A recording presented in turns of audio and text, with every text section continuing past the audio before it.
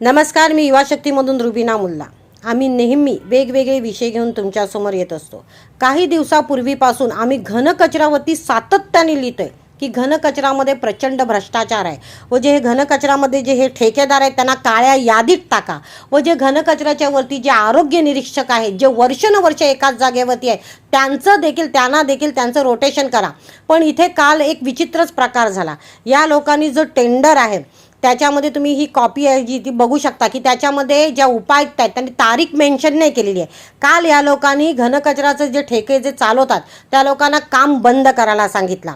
म्हणजे आजच्या दिवसाचा कचरा हा उचलला जाणार नाही। म्हणजे किती टन कचरा हा आज वसई विरारमध्ये जमा होणार आहे हा त्या लोकांनी एक म्हणजे वेगळाच प्रकार केलेला आहे। तसंच याच्यामध्ये जे ठेकेदार आहेत ते लोक आज वर्षानुवर्ष एकाच जागेवरती जी चोरगिरी करतायत। म्हणजे या लोकांनी मुंबईच्या एका ठेकेदाराला ठेका दिलेला आहे व त्याच्या अंडरमध्ये हे जे वर्षानुवर्ष चोरगिरी करतायत तेच ठेकेदार ठेका चालवणार। फक्त ठेका हा कुणीतरी दुसऱ्याने घेतलेला आहे व या लोकांनी काय केलं आहे आता फक्त विभाग बदललेत।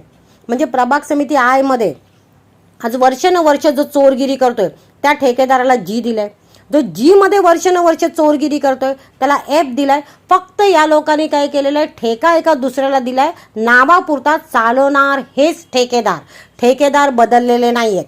तसेच जे मजूर आहेत ते त्याच ठेक्यात राहणार, त्यांना म्हणजे कामावरून काढलेलं नाही, ते त्याच ठेक्यामध्ये काम करणार।